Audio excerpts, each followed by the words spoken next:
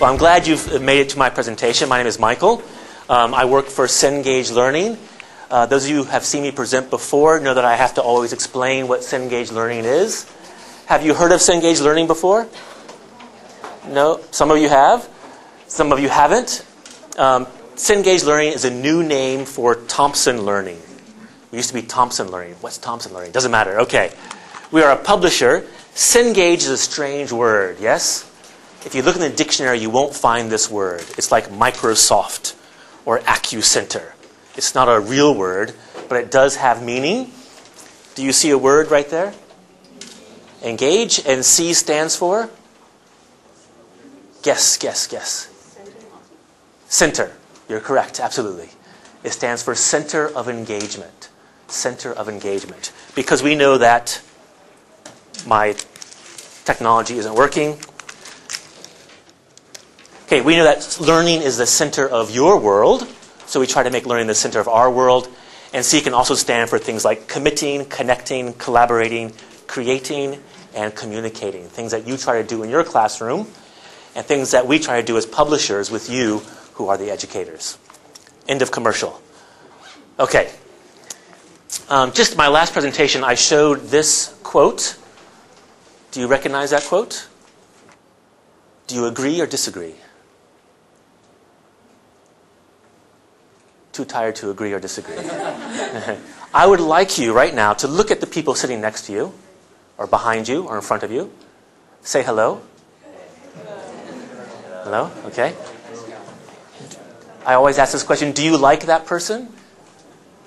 Don't answer that, okay. Just pretend you like that person for a couple minutes. Talk about this quote in your context, your teaching situation, your students' learning situation. How true is it? And if so, why? Just have a quick chat, maybe 1 or 2 minutes. Okay? Please, begin. Maybe you could talk to this person sitting behind you. And maybe you could join them over here. Don't be shy. Come on over. Just sit over here and you can talk to them. Don't be shy. Come on over. Good. Do you want to join them back here? I'm listening. Okay. They want to experience. They want to try. So I think that's. Done a lot of different jobs.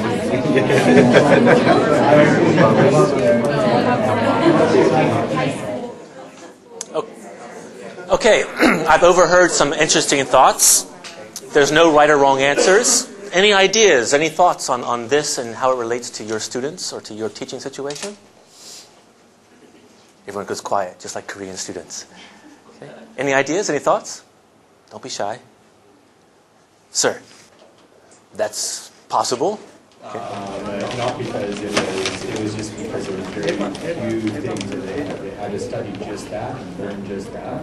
It'd be almost easier to teach them. But with so many different things that you can do as teachers and as students, sometimes I just get lost.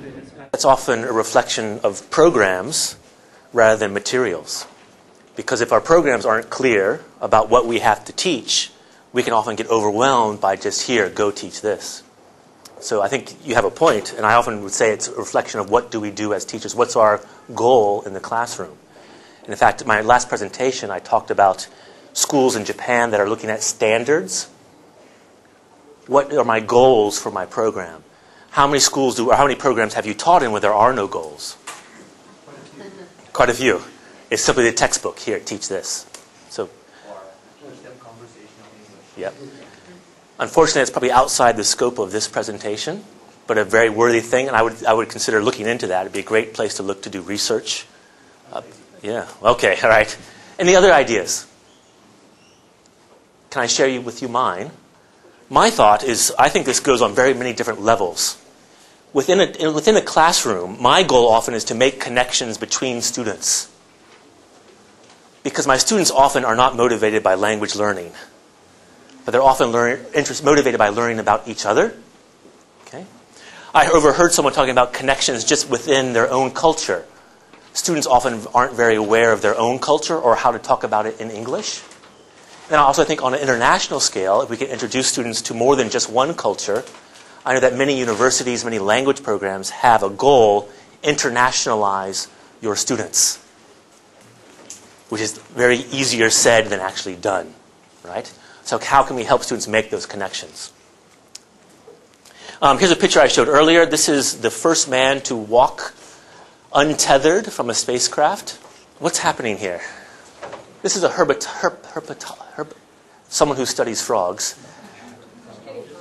And she's licking the frog because some frogs are poisonous and some frogs have special properties that can do interesting things to you.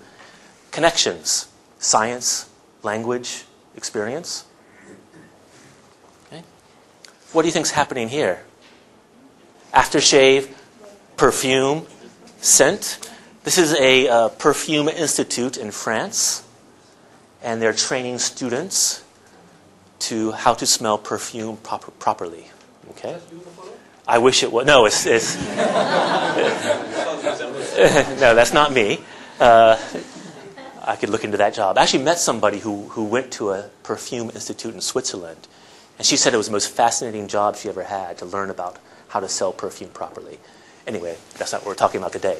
But I think, do you find these images interesting? Did you want to say what's going on here? What's the meaning here? Again, for those of us, this morning I talked about 3L language learners: low language ability, low confidence, low motivation. Sound familiar? Try to get them to engage in something can be difficult. If we can find images, and I know you've all done this in your own classes, trying to find images that draw in students, can often get them motivated to think, to engage them, what's going on, what's relevant here. Okay? What do you think this is? Star chart? Good guess? Underwater radar, like for fishing? Good guess? This is actually a chart representing internet connections around the world. And you'll see here Korea Telecom is right here. And you have down here, AT&T, NTT in Japan. And it shows all the connections around the world. Now this is a good example not only of connections, but it's a good example of new literacies, which is what I want to talk about today, new literacies. Literacy, what does literacy mean to you? What does literacy mean? Able to read? What else? Able to write? What else? Sorry? Getting information. Okay. Literacy, I think we all grew up, the idea was literacy was being able to read and write, right, on a very basic level. But here's a quote here. You can read that on your own. This is by Michael Wesk, who was the U.S. Professor of the Year last year. Would you agree with that? Let's see what he's talking about. That's from the International Reading Association. Just being able to read and write is not enough. Okay. This is quite often traditional literacy in our language teaching context. Here's an article, read it, get information, do you understand? And that's very, very important. I'm not going to say don't do this, because our students have to be able to do that, right? But new literacies, what students are going to encounter is not always an article, not always a straight reading. For example, students may see things like this. Reading today is non-linear. The old way was linear, right? Read across, come down. But those of you who are familiar with new literacies know that you read a website in a very different way from the way you read an article. And students probably can do this very naturally in Korean, but are we training them to do this in English? Okay. Multimodal. Multimodal means a variety of inputs, a variety of ways of getting information. Okay. Texts do not just have text. We read images. How many of you have seen or have been teaching a book, maybe a reading book, and there's a picture, and I've asked my students, how old do you think this vase is? How old is this vase? And they go, I don't know, 1,000,000 years old, teacher, 2 years old, teacher, 10 years, teacher. But actually, if they read the caption, the answer's right there. That's literacy. Okay? That's a kind of literacy. Visual literacy or graphic literacy, the ability to read images, is a kind of literacy. And our students, who we hope will study other subjects in English, who will work in English, are going to have to read visually. Charts, graphs. Writing is being displaced by image. This is from a textbook called Written Communication, 2008. Think of how much you get now from just reading the internet. Even in the past 2 years, how much of your reading has gone to the internet? A lot. Here's a chart here. What do you think that chart represents? Population chart. And here's another population chart, but presented in a very different way. And students who are able to read this and then make some connection between the two are going to do well in their studies. But our students, who are often motivated by not interest, not future studies, they're motivated by, they have to take the TOEIC test, IELTS, TOEFL. They're going to have charts and they're going to have to be able to read and analyze. So as teachers, we must be introducing this type of material to them. Okay? Here's another chart. What do you think this shows? It's still population, but population density. Okay? How many people live in one place? Let's see if you can find Seoul here. Okay? And very quickly, a student can look at this and what can they say about population density? Where is the population most dense? In East Asia. Okay? And they say, what is a picture is worth 1,000 words. Okay? That kind of input can help students see things more clearly. Now, as publishers, we've taken these images, and these images are from National Geographic. We've taken them, adapted the text, and created language learning materials based on those images to give students a variety of inputs for the new literacies. So here you see population and a global view and a variety of charts that students can then take apart, analyze, and answer questions about. Here you see a galaxy, I assume. And here you see it translated into English language learning material. Again, more science, translated into English language learning material. Okay? Now, of all these things, what you see is a lot of cross-curricular. Science, geography. You'll see things like history. You'll see culture. And in my earlier presentation, we were talking about trends in English language learning. And one of the major trends you see now is teaching other content areas in English, or using content areas to teach English. If you look at places like, I was saying earlier, Korea University, where 30% of undergraduate courses are taught in English. Right? 30%. The president wanted 60%, but the teacher said no. Right? That means they're going to be studying science in English.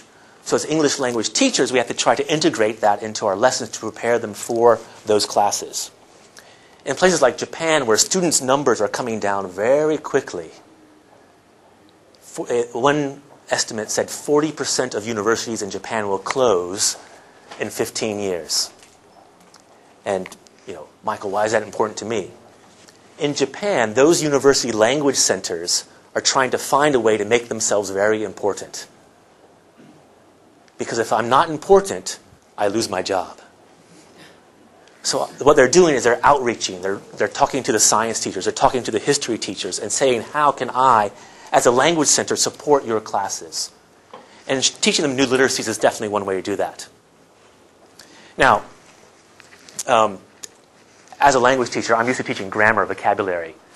I don't know how to teach visual literacy. So what we've done actually in the textbook that you have in front of you is in the teacher's guide, you have a guide for teachers on how you can actually teach students that visual literacy. Next one, video. How many of you are using video in your classroom? Okay. How many of you are using YouTube or anything else? How many of you were using video 5 years ago? Far less. As more and more equipment becomes available to us, as more technology becomes available to us, video is becoming more and more important as a way to give students input. So media literacy, or digital literacy, is becoming very important. How do I watch a video and get information from it? Again, this is something that we haven't done traditionally as English language teachers. You read moving images, and you use strategies like gist, prediction, inference, which are actually the same strategy you use when you listen and you read, but we use it while watching a video. So as teachers, we have a responsibility to train students to watch video using these strategies. For example, the tsunami, everyone's quite familiar with the tsunami of 2004. There it is right there. Thank you very much. She read the caption. Fantastic. Okay. This is a Explore More section with a video. There's a video available. And here, this is from the CD-ROM. This is a very famous image showing the earthquake and then the waves moving from that earthquake around Asia. Okay?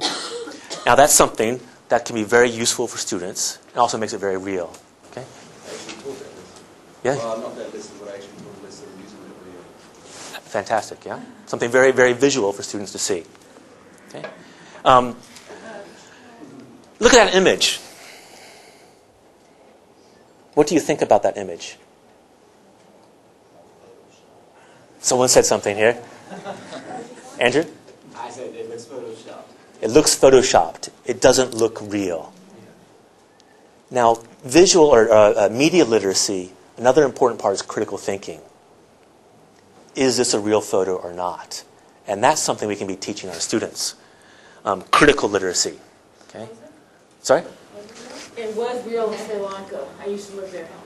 I don't think this one's real. This one I don't think. Is that a real? Out roads in Sri Lanka. I don't think that's the real video, but a real image. But That was real. Yeah. But that's not Sri Lanka. no. I think this is fake. Yeah. Okay. So critical literacy or critical thinking, being able to read images, read anything, and be critical about it. And I know that many of you may have a mandate in your curriculums now to teach critical thinking. Okay? And you look at the MOE, the Ministry of Education curriculum for high schools, critical thinking is included. So we can use different types of literacy to let them think about it. Let me give you some examples here. Do you remember this? Right? The actor Jeff Goldblum was confirmed dead. It was reported on CNN, and it was not real. This is right after Michael Jackson passed away, right? Okay. Here's another example. This is actually a website designed to teach critical literacy. Not real, of course, right? And here are some questions about the greenpeas.org, right? And getting students to actually think about those things. Here's a quote from the International Reading Association. Internet is a fantastic resource, but we have to be critical about it. And in this day and age especially, some students are very, very intelligent, but also very, very lazy, which is a great thing, but also a very dangerous thing, where they go and they just cut and paste, right? Or they use a reference, they don't look for references. There's already a tool, what's it called, to check for plagiarism online. Maybe, what's it called? Turn it in, yes, turn it in, where you can Google search everything and find out if it's been written someplace before. So teaching students these things are going to be, again, it's going to be increasingly important as more and more information becomes available to them. The point you made, if there's too much information and we're not critical about it, then where does that leave us? Okay. Things about critical literacy to think about: evaluation, evaluate the author,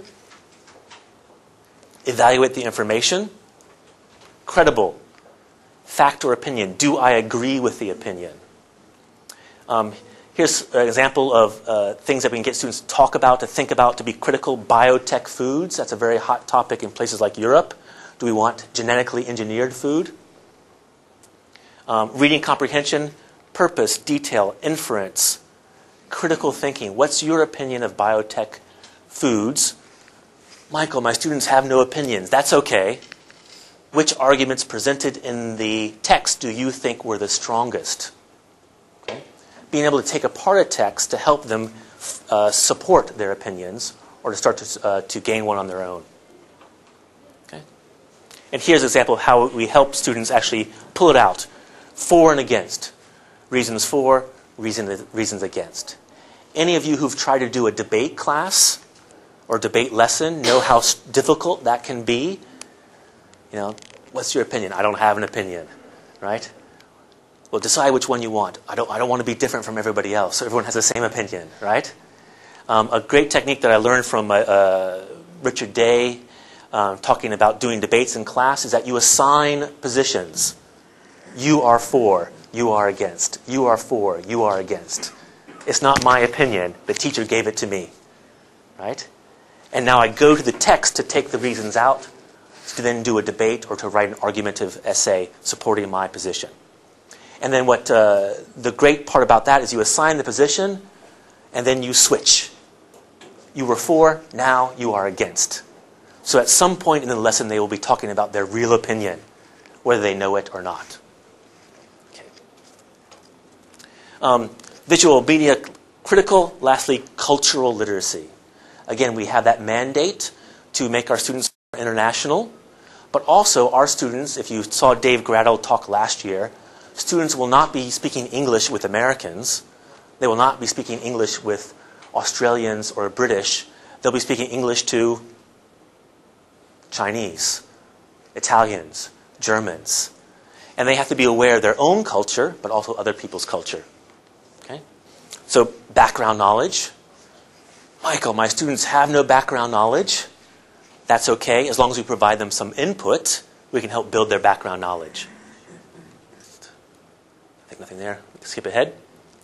In the text you have in front of you, how Cengage Learning has approached cultural literacy are things like cultural heritage sections. Here you see a global view of different areas around the world. In the book in front of you, you have places like Machu Picchu in Peru. You have the terracotta warriors in China. You have a section on Kyoto in Japan and the old capital in Korea, which is called Gyeongju, is it? Gyeongju, right? That's in the text in front of you. So these are actually all UNESCO World Heritage Sites. So you can, again, expose students to these cultural heritage places around the world. Okay. This you've all heard about. This is, again, Dave Gradle's report, English Next. If you haven't read English Next, just go to Google and Google English Next, British Council. It's a fantastic report about the trends in English language teaching around the world. From that report, this is the number of native speakers of English. What was the report of non-native speakers? Any idea? Here's a chart, native speakers. And that's the total number of users of English worldwide. Okay? Currently, the numbers of non-native speakers outnumbers native speakers. Right. So here you go, English as a non-native language. Okay. Again, to show you some idea of how we've taken the National Geographic content to introduce cultural literacy. This is a very famous photo. This is a woman from Afghanistan. And we've put her into a reading about the woman. And it's about the photographer who went back to find this woman. I think it was 20 or 15 years later. And we have her then and now and what her situation is in Afghanistan. Here's an example of a mummy. This is a poem that was found with the mummy.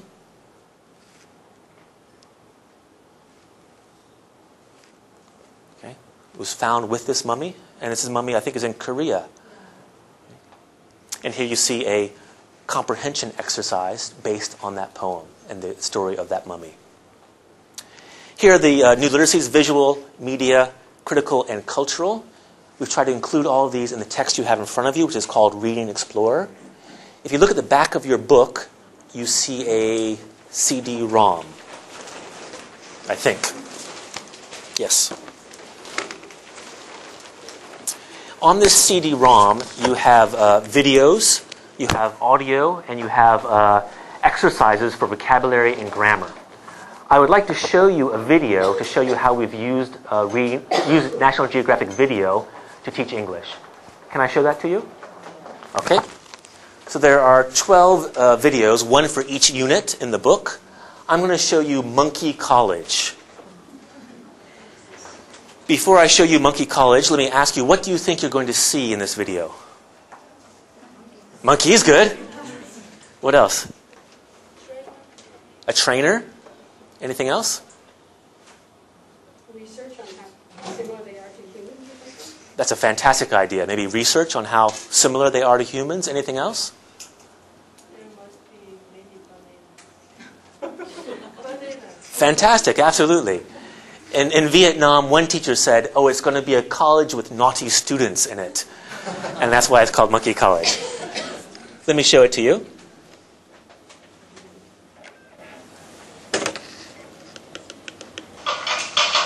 Monkeys are very intelligent animals. In fact, some smart monkeys even go to college. The monkeys at the monkey training school in Surat Thani, Thailand, are sent there by farmers to learn an important job: how to pick coconuts from very tall trees. Trainer Sampoin Saikwo says it takes months for the young monkeys to learn the strategy for picking coconuts. For the first month, he just lets the monkey play. He shows him how to spin a coconut in a box. Then he holds the monkey's hand and encourages him to twist the coconut himself. Later, he brings the monkey to a tree and lets him learn how to pick the coconuts that are ready to eat. Step by step, the monkey goes higher and higher. The trainer uses a rope to control and direct the monkey's work. The monkey goes left, right, up, and down. When Samporn pulls the rope, the monkey goes faster. Monkeys have been helping Thai farmers to pick coconuts for more than 100 years. The monkeys climb trees and twist coconuts with their hands until the fruit falls to the ground. Samporn Saikwo explains the advantages of using monkeys for this job. Nowadays, there are about 12,000 monkeys in Surat Thani that are working to pick coconuts, helping humans. If we climb up those trees, we can fall and die. The coconut is an important fruit for farmers here. Farmers can earn about $2 for every 100 coconuts that they bring to market. People buy the fruit on Thai beaches, and it's also used in the country's popular coconut curry. A huge number of coconuts, about 2 million, are produced each month in Thailand. And many farmers say they couldn't pick the fruit without help from their monkeys. Pak Dee's 3-year-old monkey assists with his work. The monkey picks fruit from Pak's own trees. Pak also lends the monkey to other farmers to earn extra money. The animal is so valuable that Pak never leaves it home alone. The monkey could run away or somebody could take it. Pak Dee describes the system he uses. I tie the monkey... Okay, I'm going to stop there. Was that interesting? Okay. Did you learn something about something? Okay. Well, I thought to the teachers we've shown this to and to the students who've used it, it's quite motivating because it's going beyond just the everyday of learning an English language. Because it's very international, we found students really start to get into it because they're seeing something from maybe they haven't seen before. And I think just for teachers, it's something new, something quite interesting. How about the language level? Was the language level difficult? No? Probably not too difficult. We stripped out the original audio and put in audio adapted for language learners. So you can do a lot of work with it. If you open your book to page 18, you will actually see the exercise for the video. Here you see it's a page just called Monkey Explore More. It's based on the unit. The unit is talking about animal intelligence, and it can be an opportunity to expand. Now, as a teacher, you may not have equipment in your classroom, so students can take the CD-ROM, go home and do it, or they can take it to a language lab and do it on their own as well. Okay? And if you look at some of the things there, summarize, again, that's an academic skill. And you look at the top right corner, you have a map of Thailand, again, that visual literacy. Okay, I'm quickly running out of time. Just want to show you a few more things here, see if you recognize them. Do you know what this is? Okay, that's right, the Titanic. This is a research about acupuncture, good guess. Beauty. Someone has researched what makes someone beautiful, supposedly. It's been broken down. Okay, the world and everything in it. Here's a section on dinosaurs. Okay, then breaking that down. Again, you see that visual literacy, reading a timeline. This is about, I think it's weddings in the Sahara. Weddings in Sudan. And here's that section on marketing perfume where you saw the man earlier being smelled. Can you be smelled? I don't know if that's a word or not. Okay. And again, cross-curricular, things like life science, physical science, arts and humanities, social science, and a final thought, that's Read and Explore.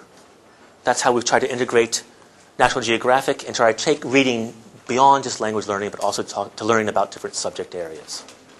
I have a few minutes. Are there any questions? Any answers? Can I ask you a question? Did the material look interesting? Okay. You're all experienced, intelligent teachers. You can look at it on your own and decide if it would be appropriate for your classes. There is a teacher's guide, which again has lots of background information. There's a whole section in the front about teaching learners to read, building reading skills, vocabulary development, video, assessment, etc., and also background information on the subject areas. If you want to have a look at it, please come to the Cengage Learning booth, and you can have a look at it. And that's it. Oh, one more thing. Do you test your students? Do you make tests? Do you like to make tests? No. This series does come with assessment or test generation software. Have you seen test generation software before? Yes. Some of you have? Yes. Yeah? Do I need to show you? It's with North Star. No, not that one. Ours is Not that one. ours is better. Let me show it to you. Just very quickly. What?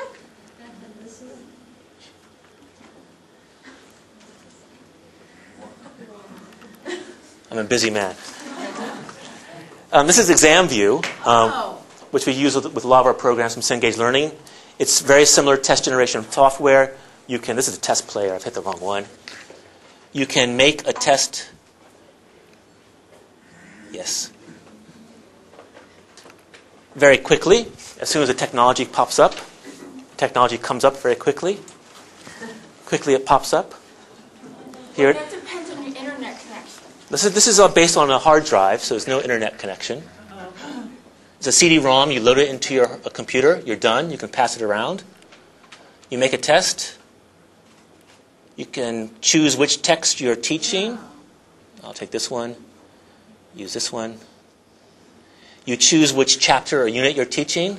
I'll choose this one. Yeah. You have a choice of what you want to test, different test types. I'll choose all of these. The program says, is this what you want, Michael? Yes, this is what I want. I hit finish. And here's my test. Very convenient for teachers to create tests very quickly. Some additional functions. As a teacher, you'll review each question. If you find it's too difficult or too easy, you can edit it. So I've used these before, so when you're trying to make it more difficult, for example, the student would have to listen for what the question is instead of them actually physically reading it. That's right, or you could just... You can edit it to make it your own level. Yep. Or just delete, instead of having 4 choices, only have 3, for example. Or just move it up or down. You can actually delete it if you don't like it. As a teacher, of course, you have an answer key at the back, which tells you how many points, the answer, where it comes from in the book, and what the objective is. So you can use it as a diagnostic. If you're doing test, teach, test approach, that can be a good way to figure out where your students are. One other function I want to show you. In some schools, if you you give the Monday class a test, the Tuesday class always does better than the Monday class. I'm sure not at your schools, but it happens at some places. So you have to create a test version A, B, C, D. You can go to question, hit scramble, scramble the test sections, scramble the questions, even scramble the multiple choice answers. Create a version B, same test, same content, but in a different order. So it can save you a lot of time for your classes. Useful? Are they much worse on the second day? They should be the same.